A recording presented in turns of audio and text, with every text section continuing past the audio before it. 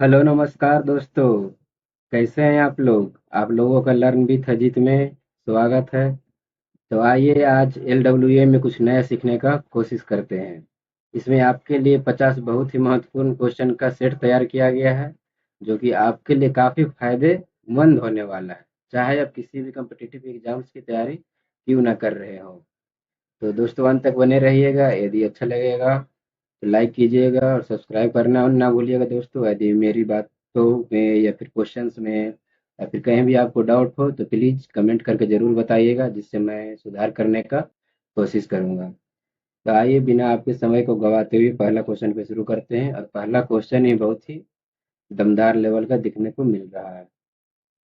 पहला क्वेश्चन क्या कर रहा है, निम्नलिखित में से कौन सा राज्य पड़ोसी देश भूटान के साथ सीमा साझा करता है? तो जैसा कि दोस्तों हम लोग जानते हैं, अपने पड़ोसी देश भारत की टोटल 4 राज्य हैं जो भूटान के साथ सीमा साझा करती है। 4 राज्यों में तो 3 ऑप्शन में है, असम, पश्चिम बंगाल, अरुणाचल प्रदेश और एक सिक्किम होता है।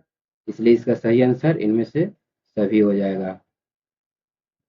तो ऑप्शन नंबर इसका इनमें से सभी इसका बिल्कुल ही सही आंसर हो जाएगा। Option number D. आइए क्वेश्चन नंबर 2 देखते हैं क्या कहता है। अरावली पहाड़ी के पश्चिमी छोर से निम्न में से कौन सी नदी निकलती है? तो अरावली पहाड़ी से पूछ रहा है कि पश्चिमी छोर से कौन सी नदी निकलती है। तो पश्चिमी छोर से जो निकलती है वो लूनी भी निकलती है और माही भी निकलती है। और यदि अरावली पहाड़ी की पूर्वी छोर से कहा जाए तो पूर्वी छोर से बनास नदी निकलती है। लेकिन 2 नंबर का सही आंसर ए और बी दोनों हो जाएगा। इसका सही आंसर डी है। आगे 3 नंबर क्वेश्चन देखते हैं। सैडल पीक की अवस्थिति क्या है? यानी कि सैडल पीक कहाँ स्थित है, जो हमको सही बताना है। तो सैडल पीक जो है अंडमान निकोबार की सबसे उत्तरी अंडमान में स्थित है। सैडल पीक की यदि आप ऊंचाई की बात करें तो सैडल पीक की ऊंचाई 738 मीटर है। ऑप्शन नंबर एक में यदि आप देखें ग्रेट निकोबार, तो ग्रेट निकोबार पे स्थित है माउंट थुलियर। यानी कि माउंट थुलियर पूछेगा कहाँ स्थित है, तो ग्रेट निकोबार पे। और एक है माउंट डियोवली। माउंट डियोवली पूछे कहाँ स्थित है, तो मध्य अंडमान में स्थित है। और दक्षिणी अंडमान में दोस्तों 2 माउंट स्थित है, एक माउंट कोएगो है और एक माउंट हैरियट है। आगे क्वेश्चन नंबर हम लोग 4 देखते हैं। दिए गए विकल्पों में से कौन कृष्णा की सहायक नदी नहीं है? क्वेश्चन नेगेटिव पूछ रहा है कि कौन सा नदी नहीं है कृष्णा की सहायक नदी। तो अमरावती कृष्णा की है, पंचगंगा है, मूसी है, लेकिन पेनगंगा दोस्तों नहीं है। पेनगंगा किसकी सहायक नदी है? तो पेनगंगा गोदावरी की सहायक नदी है। ये सब दक्षिण की नदियां हैं। आगे क्वेश्चन नंबर हम लोग 5 देखते हैं। भारत में किस क्षेत्र में अत्यधिक असिंचित खेती की जाती है? यानी कि असिंचित खेती की जाती है। तो दक्कन का जो पठार है दोस्तों, उसमें क्या किया जाता है? असिंचित की खेती की जाती है। तो क्वेश्चन दोस्तों बहुत ही अच्छा लाया हूं मैं, आप लोग देखिएगा, बहुत ही बेहतरीन क्वेश्चन है। आगे 6 नंबर क्वेश्चन कर रहा है, उत्तरी मैदानों में चलने वाली गर्म और शुष्क हवाएं जो पंजाब से लेकर बिहार तथा दिल्ली से पटना के बीच तीव्र होती है, उसे क्या कहा जाता है? तो उसे क्या कहा जाता है? उसे लू कहा जाता है। दोस्तों पहले आप हो सकता है तो आप पहले खुद ही बना के देखिएगा, अपने दिमाग में सोचिएगा, उसके बाद सही आंसर पे क्लिक कीजिएगा। इससे आपको इम्प्रूवमेंट ज़्यादा मिलेगा। यदि हम बी नंबर नार्वेस्टर की बात करें तो नार्वेस्टर जो है पूर्वी भारत में बहती है, और मैंगो सावर जो है दक्षिणी भारत, खास करके केरल के क्षेत्र में आती है। और केरल और ज्यादातर प्रभावित केरल ही है, इसे कर्नाटका भी हो जाती है। आगे हम लोग देखते हैं 7 नंबर क्वेश्चन। निम्नलिखित में से कौन सी विशेषता विकासशील या विकसित देशों में समान नहीं है? तो कह रहा है कि कौन सी विशेषता जो है विकासशील या विकसित देशों में समान नहीं है, कह रहा है। तो विकासशील और विकसित में अंतर यही होता है कि उनमें तकनीकी उन्नति का अंतर होता है। तो इसका सही आंसर बी हो जाएगा, तकनीकी उन्नति। आगे हम लोग क्वेश्चन नंबर 8 देखते हैं। जीएसटी किस प्रकार का कर है? तो दोस्तों जानते हैं हम लोग जीएसटी एक अप्रत्यक्ष कर है। जीएसटी की शुरुआत भारत में कब से किया गया था? तो जीएसटी की शुरुआत 1 जुलाई 2017 से किया गया था। आगे क्वेश्चन नंबर 9 की ओर देखते हैं क्या कहता है। सार्वजनिक क्षेत्र में विनिवेश को क्या कहा जाता है? यानी कि विनिवेश, विनिवेश का अर्थ क्या हुआ? तो विनिवेश का अर्थ हुआ दोस्तों निजीकरण। हम लोग जानते हैं कि पीवी नरसिम्हा राव के समय में एलपीजी आया था, तो उस समय निजीकरण, वैश्वीकरण और उदारीकरण 1991 में आया था। आगे क्वेश्चन नंबर 10 हम लोग देखते हैं, आय और उपभोग में किस प्रकार का संबंध है? तो आय और उपभोग में प्रत्यक्ष संबंध है, यानी कि डायरेक्ट रिलेशनशिप जो है आय और उपभोग में संबंध है। आइए क्वेश्चन नंबर 11 चल देखते हैं, निम्नलिखित में से कौन से घटक जलवायु परिवर्तन का मुख्य कारक है? जलवायु परिवर्तन जो होता है किस कारण होता है? तो दोस्तों प्रदूषण के कारण भी हो सकता है, ओजोन क्षरण के कारण भी हो सकता है, ग्रीन हाउस गैस के कारण भी हो सकता है, इसलिए इसका आंसर डी बिल्कुल ही सही हो जाएगा, ऑप्शन नंबर 4। दोस्तों मैं बहुत ही कम समय में ज्यादा क्वेश्चन करने का कोशिश कर रहा हूँ, इसीलिए थोड़ा मुझे तेजी और जल्दी जल्दी बोलना पड़ रहा है। आगे 12 नंबर क्वेश्चन देखते हैं, क्योटो प्रोटोकॉल को किस वर्ष यूएनएफ ट्रिपल सी द्वारा स्वीकारा गया था? तो वर्ष कौन सा था? तो वर्ष हो जाएगा 1997, ऑप्शन नंबर है इसका बिल्कुल ही सही आंसर हो जाएगा। आगे 13 नंबर क्वेश्चन देखते हैं, सुमेलित करने के लिए दिया गया है, तो यानी कि अभ्यारण दिया गया है और राज्य के बारे में पूछा गया कि कौन सा सुमेलित है। इसका देख लीजिएगा दोस्तों, हाँ ठीक है, सिमलीपाल, तो सिमलीपाल अभ्यारण्य जो कि कहाँ होगा? उड़ीसा में होगा। गिर राष्ट्रीय उद्यान कहाँ हो जाएगा? गुजरात में हो जाएगा। जिम कार्बेट राष्ट्रीय उद्यान कहाँ हो जाएगा? उत्तराखंड में हो जाएगा। सरिस्का अभ्यारण्य कहाँ हो जाएगा? तो राजस्थान में, यानी कि एक का एक और दो का चार किसमें दिख रहा है? तो option number C, option number C इसका सही आंसर हो जाएगा। आप चाहें तो वीडियो को रोक कर आराम से पहले मिला के देख सकते हैं। आगे देखते हैं क्वेश्चन नंबर 14, ट्रू फ्रूट किसमें विकसित होता है? यानी कि सत्य फल जो है किसमें विकसित होता है? तो सत्य फल का मतलब ही हुआ, तो उसका विकास जो है अंडाशय में हुआ। हम लोग अधिकतर जितना भी फल देखते हैं वो सत्य फल ही रहता है, जैसे कि आम वगैरह जितना भी हो रहता है सत्य फल ही रहता है। 15 नंबर क्वेश्चन हम लोग देखते हैं, कॉड लिवर तेल मुख्य रूप से किससे संबंध है? तो कॉड लिवर तेल जो है मुख्य रूप से विटामिन डी से संबंधित है। इसमें दोस्तों आप लोगों के लिए बहुत ही मॉडरेट या इजी टू जो भी बोल सकते हैं, लेकिन बहुत ही बेहतरीन क्वेश्चन दिया गया है। आगे 16 नंबर क्वेश्चन देखते हैं हम लोग, निम्न में से किसे प्रोटीन कारखाना कहा जाता है? तो प्रोटीन का कारखाना किसे कहा जाता है? तो राइबोसोम को कहा जाता है।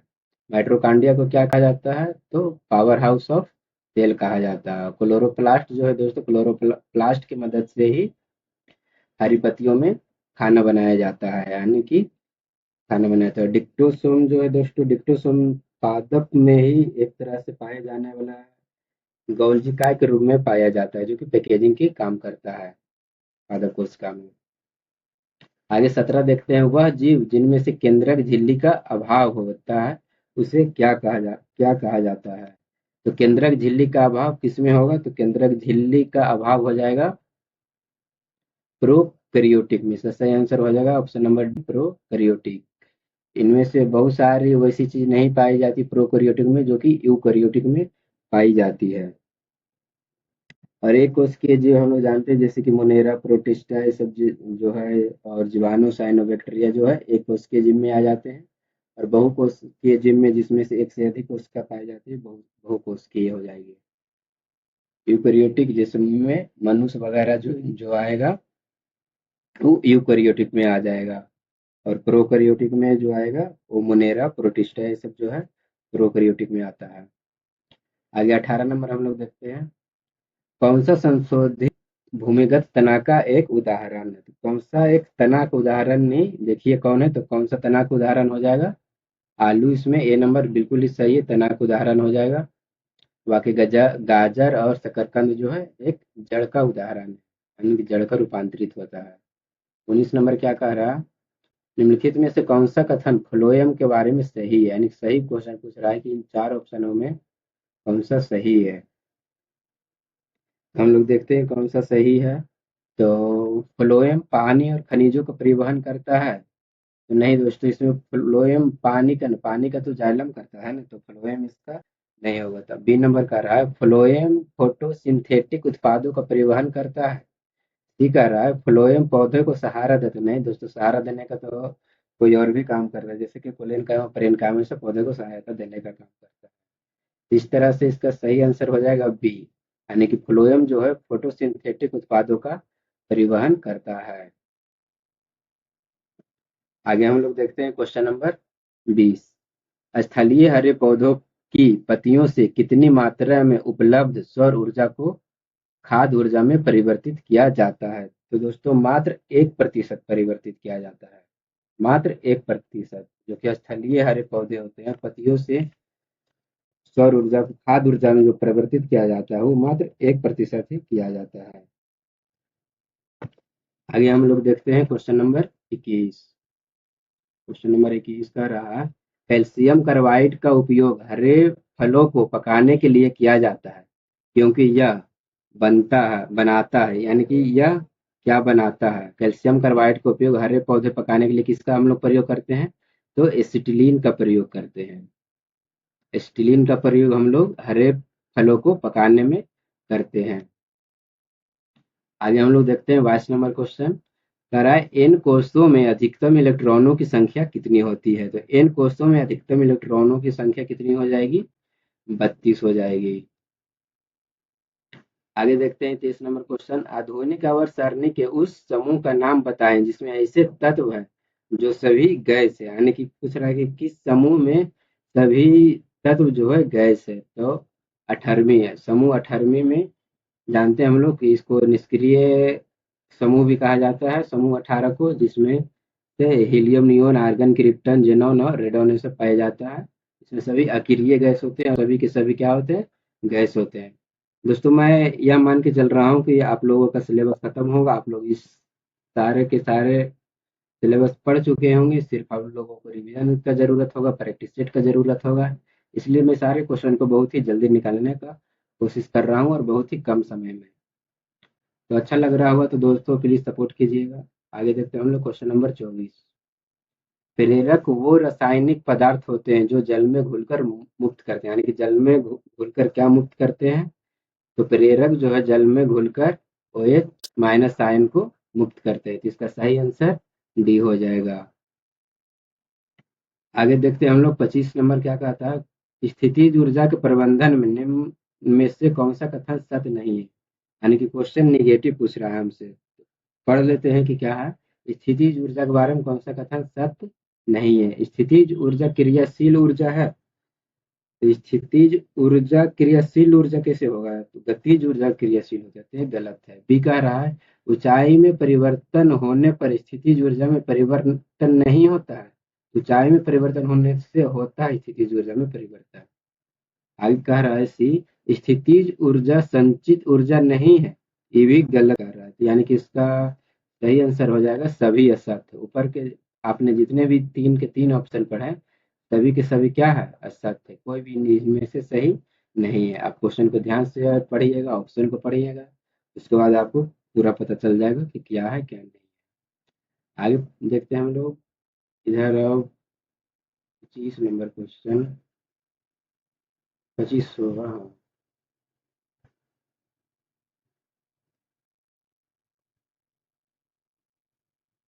एक मिनट दोस्तों, आगे नंबर क्वेश्चन आ गया 26 नंबर। हम लोग 25 ही देख रहे थे, हाँ, हम लोग तो 25 देखे थे, ये 26 नंबर क्वेश्चन है। 26 क्या कह रहा है निम्न में से कौन सी तरंगे अनुप्रस्थ नहीं है? यानी कि अनुप्रस्थ कौन सी तरंगे नहीं है जो कह रहा है। तो कौन सी तरंगे अनुप्रस्थ इसमें से नहीं होगी? ऑप्शन देखते हैं। स्थिर जल में पत्थर फेंकने पर उत्पन्न तरंग तो अनुप्रस्थ नहीं कर रहा है, तो लेकिन स्थिर जल में जब पत्थर फेंका जाता है तो उसमें तो अनुप्रस्थ ही उत्पन्न होता है। और भूकंपीय तरंगों में एस तरंग, तो हाँ भूकंपीय तरंगों में भी तो अनुप्रस्थ तरंग ही होता है। डोरी युक्त यंत्रों में उत्पन्न तरंग यानी सितार गिटार बीना में भी तो अनुप्रस्थ ही होता है। कह रहा है कि कौन सा अनुप्रस्थ नहीं होगा, यानी कि जब तीन सही है तो डी ऑटोमेटिक गलत हो जाएगा। तो सर्पिलाकार स्प्रिंग में उत्पन्न तरंगे जो है अनुप्रस्थ नहीं, इसका डी सही हो जाएगा। भारत का प्रथम निर्यात उपयोगीकरण क्षेत्र यानी कि ईपीजेड का सृजन जो हुआ था वो कहाँ किया गया था? तो ईपीजेड का मतलब जो होता है दोस्तों एक्सपोर्ट प्रोसेसिंग जोन, इसका सृजन कहाँ किया गया था? तो कांडला गुजरात में किया गया था। इसका सही आंसर ए हो जाएगा। 28 नंबर का रहा है, भारतीय पंचवर्षीय योजनाओं के प्रमुख उद्देश्य क्या था? तो पंचवर्षीय योजना जो लाया गया था दोस्तों, अब तक टोटल 12 पंचवर्षीय योजना का गठन किया गया था, जिसमें से 5 वार्षिक योजना था और एक अनवरत यानी कि एक रोलिंग प्लान भी लाया गया था। 5 वार्षिक योजना के अंतर्गत जो लाया गया था, प्रथम बार आप लोग जानते होंगे कि 1966 से 69 के बीच आया था और सेकेंड वार्षिक योजना 1990 से 92 के बीच आया था। तो क्वेश्चन का क्या कहना है? कह रहा है कि भारतीय पंचवर्षीय योजना प्रमुख उद्देश्य क्या था? तो प्रमुख उद्देश्य इसका वही था, स्वावलंबन एवं विदेशी सहायता पर निर्भरता कम करना। इसका सही ऑप्शन बी हो जाएगा। आगे देखते हैं 29, भारतीय चारागाह एवं चारा अनुसंधान संस्थान कहाँ स्थित है? तो ये कहाँ स्थित है? तो ऑप्शन नंबर सी बिल्कुल सही हो जाएगा, झांसी में स्थित है। भारतीय चारागाह एवं चारा अनुसंधान संस्थान झांसी में स्थित है। 30 का रहा है कि संविधान के किस अनुच्छेद के अंतर्गत किसी व्यक्ति के विदेश यात्रा के अधिकार को संरक्षण प्रदान करता है? तो विदेश यात्रा का संरक्षण प्रदान करता है आर्टिकल 21 यानी कि अनुच्छेद 21 जो है, राइट टू प्राइवेसी। 21 में बहुत सारे चीज दिया गया है। तो विदेश यात्रा के भी संबंध अनुच्छेद 21 हो जाएगा, जिसमें आप लोग नॉर्मल पढ़े होंगे कि प्राण एवं दैहिक स्वतंत्रता उसी को कहा जाता है, आर्टिकल 21 में ही आता है। आर्टिकल 18 में क्या आ जाएगा? तो आर्टिकल 18 में जो है उपाधियों के अंत के बारे में बताया गया है। और 19 प्रकार में 6 प्रकार की स्वतंत्रता दिया गया है और 15 में जो बताया गया है कि कोई भी जाति, लिंग, स्थान या किसी पे भेदभाव प्रतिबंध होगा, किसी को नहीं किया जा सकता है। आगे देखते हैं हम लोग क्वेश्चन नंबर 31, सेवा के अधिकार की अवधारणा सर्वप्रथम किस देश में प्रारंभ हुई? तो सेवा के अधिकार की अवधारणा सर्वप्रथम किस देश में प्रारंभ हुई थी? तो इसका देखिएगा ऑप्शन क्या हो जाता है? ए हो जाएगा, ब्रिटेन। तो सेवा का अधिकार, ये सब बहुत ही अच्छे क्वेश्चन में गिनती आता है दोस्तों, तो ध्यान रखिएगा, ब्रिटेन। भारत के राष्ट्रपति अपने शक्तियों का प्रयोग करते हैं, अपने शक्तियों का प्रयोग भारत के राष्ट्रपति करते हैं, किस तरह करते हैं? तो वह जो है सीधे अथवा अपने अधीनस्थ अधिकारियों के द्वारा अपनी शक्तियों का प्रयोग करते हैं। आगे देखते हैं 33 नंबर, हम लोग निम्नलिखित में से कौन एक गैर संवैधानिक निकाय? गैर संवैधानिक का मतलब हुआ जो कि संविधान में जिसका प्रयोग नहीं किया गया है, यानी संविधान के बारे में जिसको नहीं बताया गया है उसको गैर संवैधानिक कहते हैं। तो देखते हैं कि कौन कौन से राष्ट्रीय मानवाधिकार तो नहीं है। वित्त, यहाँ वित्त आयोग को हम लोग आर्टिकल 280 के तहत पढ़ते हैं, तो ये संवैधानिक होगा। केंद्रीय अन्वेषण ब्यूरो यानी कि सीबीआई, तो सीबीआई भी नहीं होगा। लोकपाल, लोकपाल भी एक गैर हो गया, यानी कि 1, 3 और 4, इसका सही आंसर हो जाएगा सी। 1, 3 और 4 क्या है? गैर संवैधानिक है। राष्ट्रीय मानवाधिकार आयोग जो है दोस्तों 1993 में लाया गया था और केंद्रीय अन्वेषण ब्यूरो यानी कि सीबीआई 1963 में लाया गया था। और लोकपाल के बारे में तो पहली बार जो अब आया था लोकपाल, तो लोकपाल बिल पहली बार लोकसभा में 1968 में पेश किया गया था, लेकिन वर्तमान में जो है लोकपाल एवं लोकायुक्त अधिनियम जो है पारित किया गया 2013 में और कब से लागू किया गया है ये? तो 2014 से लागू किया गया। ध्यान रखिएगा ये सब। राष्ट्रीय मानवाधिकार तो बता दी 1993 में ही आया था। अभी तो आयोग 280 में है। आगे 34 नंबर देखते हैं, जनसंख्या नियंत्रण एवं परिवार नियोजन संबंधित के 7वीं अनुसूची के किस सूची के विषय है? यानी कि जनसंख्या नियंत्रण और परिवार नियोजन जो है किस सूची का विषय है जो पूछ रहा है? तो इसका सही आंसर हो जाएगा सी, समवर्ती सूची में। तो वर्तमान में समवर्ती सूची में कितने विषय हैं दोस्तों? तो वर्तमान में कुल 52 विषय है। संघ सूची में वर्तमान में कितने विषय है? तो संघ सूची में वर्तमान में 100 विषय है। राज्य सूची में वर्तमान में कितने विषय है? तो 61। और अवशिष्ट सूची जो है दोस्तों, इस पे कानून बनाने का अधिकार किसके पास है? तो संसद के पास है। आगे 35 देखते हैं, राज्य सरकार का कार्यकारी अध्यक्ष संवैधानिक प्रमुख कौन होता है? तो जो राज्य सरकार के बारे में पूछ रहा है, कार्यकारी अध्यक्ष या संवैधानिक प्रमुख कौन होता है? तो राज्यपाल होता है। तो राज्यपाल के बारे में जो कि हमारे संविधान में आर्टिकल 153 में चर्चा किया गया है। आगे हम लोग देखते हैं क्वेश्चन नंबर 36। निम्नलिखित में से किस समिति आयोग ने न्याय पंचायतों के गठन की सिफारिश किया था? तो न्याय पंचायत के बारे में बोल रहा है। न्याय पंचायत मेन यहाँ पे यही दिया गया है कि न्याय पंचायत का गठन के बारे में किसने कहा था? तो इसका सही आंसर ऑप्शन नंबर बी हो जाएगा। आप क्वेश्चन सही से पढ़िएगा। इसका आंसर है अशोक मेहता समिति, बिल्कुल ही सही हो जाएगा। अशोक मेहता समिति का गठन जो है 1977 में किया गया था। वहीं बलवंत राय मेहता समिति का गठन 1957 में किया था और सिंघवी समिति तो 1986 में ही आया था। आगे हम लोग 37 नंबर की ओर देखते हैं। मिलाने के लिए दिया गया प्रावधान और स्रोत यानी कि कौन सा कहाँ से लिया गया है? तो हम लोग जानते हैं कि मंत्रिमंडलीय सरकार जो है यानी कि मंत्रिमंडलीय सरकार जो है ब्रिटेन से लिया गया था, बिल्कुल सही मिला हुआ है, यानी कि एक एक ही होगा। केंद्रीय राज्य संबंध, केंद्र और राज्य के संबंध के बारे में कनाडा से लिया गया था, ये भी सही मिला हुआ है। आपात उपबंध जो है जर्मनी से लिया गया था, ये भी बिल्कुल सही है। और मूल अधिकार जो है अमेरिका से लिया गया है, यानी कि पूरा सीधा सीधी मिला हुआ। तो ऑप्शन नंबर एक बिल्कुल ही सही हो जाएगा। एक एक, दो के दो, तीन के तीन, चार का चार। आगे 38 का है, सल्तनत काल में राजस्व विभाग का प्रमुख क्या कहलाता है? सल्तनत काल में राजस्व विभाग का प्रमुख को हम लोग क्या कहते हैं? तो जो वो होता है उसका वजीर, हाँ वजीर कहा जाता है उसको। ऑप्शन नंबर ए बिल्कुल ही सही हो जाएगा। राजस्व इकट्ठा जो करता है उसको सल्तनत काल में वजीर ही कहा जाता था। आगे हम लोग देखते हैं क्वेश्चन नंबर 39। चार बाग बनाने की परंपरा की शुरुआत किस शासक के समय हुई थी? तो चार बाग परंपरा बनाने की शुरुआत जो है अकबर के समय हुआ था। आगे देखते हैं हम लोग क्वेश्चन नंबर 40। मंदसौर अभिलेख किस शासक से संबंधित? तो मंदसौर के बारे में हम लोगों से पूछा गया है। जैसा कि मंदसौर के बारे में हम लोग जानते हैं कि ऑप्शन ए नंबर जो है यशो बर्मन है। मंदसौर का संबंध यशो बर्मन से ही है। यदि समुद्रगुप्त से भी कोई अभिलेख है तो हाँ समुद्रगुप्त से है। एहोल अभिलेख जो है उसमें समुद्रगुप्त के बारे में ही चर्चा किया गया है। स्कंदगुप्त के बारे में किसके में चर्चा किया गया है? तो भीतरी अभिलेख में स्कंदगुप्त के बारे में चर्चा किया गया है। रुद्रदामन का संबंध कौन सा अभिलेख हो जाएगा? तो जूनागढ़, जिसको गिरनार अभिलेख भी बोल सकते हैं, उसके बारे में रुद्रदामन के बारे में चर्चा किया गया है। आगे 41 देखते हैं। हेन सॉन्ग के संबंध में कौन सा कथन गलत है? यानी कि हमको गलत के बारे में खोजना है, वो भी हेन सॉन्ग के बारे में। सैमसंग दोस्तों वही जो कि हर्षवर्धन के काल में आया था, लगभग 15 वर्ष तक रहा था। 630 से 645 ईस्वी तक में रहा था। तो हर्षवर्धन, हाँ सही है। ए नंबर हर्षवर्धन के शासनकाल में भारत आया था। हैंडसम थी, बिल्कुल ही सही है। बी कह रहा है इसका भ्रमण वृत्तांत सी यू की में वर्णित है। सी यू की, हाँ तो उसको जो भ्रमण वृत्तांत यानी कि जो वो अपनी पुस्तक लिखा था, वो अपनी पुस्तक को सी यू की नाम दिया था। आगे सी नंबर का रहा है। हैंडसम ने बुद्ध की प्रतिमा के साथ सूर्य एवं शिव की प्रतिमाओं का पूजन किया था। तो हाँ ये भी बिल्कुल सही है।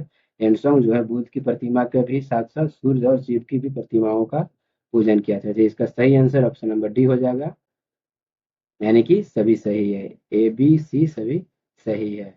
आगे 42 नंबर देखते हैं। सैंधव सभ्यता के प्रमुख स्थल रोपड़। रोपड़ जो पूछ रहा है किस नदी के किनारे स्थित है? रोपड़ हम लोग जानते हैं दोस्तों जो कि सतलज नदी के किनारे स्थित है। जैसा कि उस समय की बात की जाए सैंधव सभ्यता की, तो रावी नदी के किनारे हड़प्पा सभ्यता का उदय हुआ था। तो हड़प्पा जो है रावी नदी के किनारे ही है। और सिंधु नदी के किनारे तो और भी था, मोहनजोदड़ो था, चंदोदड़ो था और दीजी था, ये सब सिंधु नदी के ही किनारे था। और मादर नदी जो है इसके किनारे भी एक शहर था जो रंगपुर के नाम से जाना जाता था। आगे 43 नंबर हम लोग देखते हैं। उत्तरकालीन मुगल सम्राट में सर्वाधिक समय तक शासन किसने किया था? तो दोस्तों इस तरह के क्वेश्चन बनाने के लिए हमको चारों ऑप्शन के चारों सम्राट का कार्यकाल याद रखना बहुत ही जरूरी हो जाता है। तो पेन का मेरे पास संसाधन नहीं है, नहीं तो मैं लिख के बता देता, लेकिन आप लोग ध्यान से सुनिएगा तो जरूर ही समझ में आ जाएगा। बहादुर शाह का कार्यकाल याद रखिएगा दोस्तों, 1707 से 12 तक रहा था। 1707 से 12 यानी कि 5 साल तक रहा था। जहांगीर शाह का कार्यकाल रहा था 1712 से 13 यानी कि मात्र 1 साल जहांगीर शाह रहा था। शाह आलम द्वितीय जो है 1759 से 1806 तक रहा था। तो यानी कि ये लगभग रह गया था चालीचे लगभग 47 साल रह गया था शाह आलम द्वितीय 1759 से 1806 तक। अरे मोहम्मद शाह जो रहा था 1719 से लेकर के 48 तक रह गया था। तो देखेंगे हम लोग तो ऑप्शन नंबर सी जो है शाह आलम द्वितीय सबसे अधिक समय तक रहा था। तो कार्यकाल याद रखना सबसे ज्यादा महत्वपूर्ण हो जाता है। आप लोग ध्यान से देखिएगा, इस सब ऐसे क्वेश्चन अगर आ गया तो। 44 का रहा है, प्रमुख जैन तीर्थंकरों में अरिष्ट नेमि यानी कि वाइष्णव का प्रतीक चिन्ह क्या था? जो कि वाइष्णव तीर्थंकर थे अरिष्ट नेमि थे, तो अरिष्ट नेमि का चिन्ह क्या था? सिंह था। जैन तीर्थंकरों में कुल 24 तीर्थंकर हुए, जिसमें से 24वें तीर्थंकर महावीर स्वामी थे और महावीर स्वामी का चिन्ह जो था सिंह था। और 23वें तीर्थंकर पार्श्वनाथ थे और पार्श्वनाथ का क्या था? सर्प था। और जो नीलकमल किनका था? तो नीलकमल 21वें तीर्थंकर नामीनाथ का था। मैंने सभी बता दिया, ध्यान रख पाइएगा तो रख लीजिएगा। आज 45 नंबर क्वेश्चन का आ रहा है, लंगर व्यवस्था को किस सिख गुरु ने अस्थाई बना दिया था? तो किस सिख गुरु ने लंगर व्यवस्था को अस्थाई बना दिया था? तो दूसरे सिख गुरु जो गुरु अंगद थे, गुरु अंगद ने ही अस्थाई बना दिया था इसको। इसका सही ऑप्शन बिल्कुल ही डी सही हो जाएगा। पहला नंबर जो कह रहा है दोस्तों, गुरु नानक ही जो थे उस सिख धर्म की स्थापना किए थे, प्रथम गुरु थे। और गुरु गोविंद सिंह जो थे 10वें गुरु थे। और गुरु अर्जुन देव जी तो 5वें गुरु के तौर पे जाने जाते थे। इन्होंने गुरु अर्जुन देव ने ही स्वर्ण मंदिर का निर्माण अमृतसर में करवाया था। 46 नंबर का रहा, निम्नलिखित गवर्नर जनरल किसने राजकीय कोषागार को मुर्शिदाबाद से हटाकर कलकत्ता लाया था? तो मुर्शिदाबाद से हटाकर के कलकत्ता किसने लाया था? वारेन हेस्टिंग्स ने लाया था। वारेन हेस्टिंग्स का क्या आप लोगों को कार्यकाल याद है? तो वारेन हेस्टिंग्स का कार्यकाल हो जाएगा दोस्तों 1772 से 84 के बीच में। यदि हेस्टिंग्स के बारे में पूछिएगा तो हेस्टिंग का कार्यकाल हो जाएगा 1813 से 23 के बीच में कार्यकाल। कैनिंग के आप जानना चाहेंगे तो 1856 से 62 के समय में हुआ था, यानी कि इसी के बीच में 1857 की महान क्रांति हुआ था कैनिंग के समय में ही। और विलियम के बारे में जानना चाहेंगे तो विलियम बेंटिंग है। हाँ, विलियम बेंटिंग यहाँ पर है। और विलियम बेंटिंग जिसके समय में खत्म किया गया था सती प्रथा को 1829 में, लेकिन विलियम बेंटिंग का कार्यकाल जो था 1828 से 35 था। थोड़ा टाइपिंग मिस्टेक हो गया दोस्तों, आप लोग देखिएगा। अगला 47 नंबर, पहली बार स्वराज शब्द का प्रयोग कब किया गया था? तो पहली बार स्वराज शब्द का प्रयोग जो है 1906 में किया गया था। 1906 के कांग्रेस अधिवेशन की अध्यक्षता में। तो 1906 में कौन कांग्रेस की अध्यक्षता कर रहे थे? तो कलकत्ता के अधिवेशन दादा भाई नौरोजी कर रहे थे। यदि 1896 की बात करें तो 1896 के कांग्रेस की अध्यक्षता कर रहे थे रहमतुल्ला साइनी, जिसमें 1896 में ही पहली बार वंदे मातरम गाया गया था। और 1907 के बारे में तो आप लोग जानते ही होंगे, सूरत में हुआ था, जिसमें और 1911 में जो 1911 भी कलकत्ता में ही हुआ था, जिसकी अध्यक्षता बिशन नारायण दत्त ने किया था। आगे हम लोग देखते हैं क्वेश्चन नंबर 48, आर्थिक सहयोग और विकास संगठन का मुख्यालय कहाँ है? तो आर्थिक सहयोग और विकास संगठन का मुख्यालय हो जाएगा पेरिस। इसका बिल्कुल ही सही आंसर हो जाएगा। तो दोस्तों अच्छा लग रहा होगा तो प्लीज अपने दोस्तों के बीच भी शेयर कर दीजिएगा और सब्सक्राइब जरूर कीजिएगा दोस्तों। आगे क्वेश्चन नंबर 49 देखते हैं। 49 में ही पूछ रहा है कि 49वीं समांतर रेखा, 49वीं समांतर रेखा किन दो देशों की अंतर्राष्ट्रीय सीमा रेखा है? तो किन दो देशों के बीच अंतर्राष्ट्रीय सीमा रेखा हो जाएगी 49? तो यूएसए और कनाडा, यूएसए और कनाडा जो हो जाएगी 49वीं समांतर रेखा। तो उत्तरी कोरिया और दक्षिणी कोरिया के बीच कौन सी अंतर्राष्ट्रीय सीमा हो जाएगी? तो उत्तरी कोरिया और दक्षिणी कोरिया के बीच 38वीं हो जाएगी। आप लोग ध्यान रख लीजिएगा, 38वीं उत्तरी कोरिया और दक्षिणी कोरिया के बीच। यदि उत्तरी वियतनाम और दक्षिणी वियतनाम के बारे में पूछा जाए तो 17वीं बोलिएगा। 17वीं वियतनाम हो जाएगा उत्तरी वियतनाम और दक्षिणी वियतनाम के बीच। लास्ट क्वेश्चन हम लोग देखते हैं दोस्तों, कौन सा मूल राशि नहीं है? तो कौन सा मूल राशि नहीं है? मूल राशि को दर्शाती है, जिसमें से देखना है कि हम लोगों को कौन नहीं। तो ताप, ज्योति तीव्रता, द्रव्यमान, आयतन। तो आयतन इनमें से मूल राशि नहीं है। तो और बाकी तीनों है, यानी कि ताप को जो जानते हैं केसर मात्रा केल्विन हो जाएगा, द्रव्यमान का किलोग्राम हो जाता है और ज्योति तीव्रता का कैंडेला हो जाता है। तो दोस्तों यदि कुछ गलती हुआ होगा, आपको कैसा लगा ऑडियो वीडियो, क्वालिटी क्वांटिटी किस तरह का रहा, किसी भी तरह के यदि आपको सजेशन देना होगा तो आप प्लीज कमेंट बॉक्स में ज़रूर आप अपनी राय दीजिएगा और आप कैसा लगा, कैसा नहीं लगा ज़रूर बताइएगा। अच्छा लगा होगा तो ज़रूर सब्सक्राइब कीजिएगा। मिलते हैं अगले वीडियो में। जय हिंद।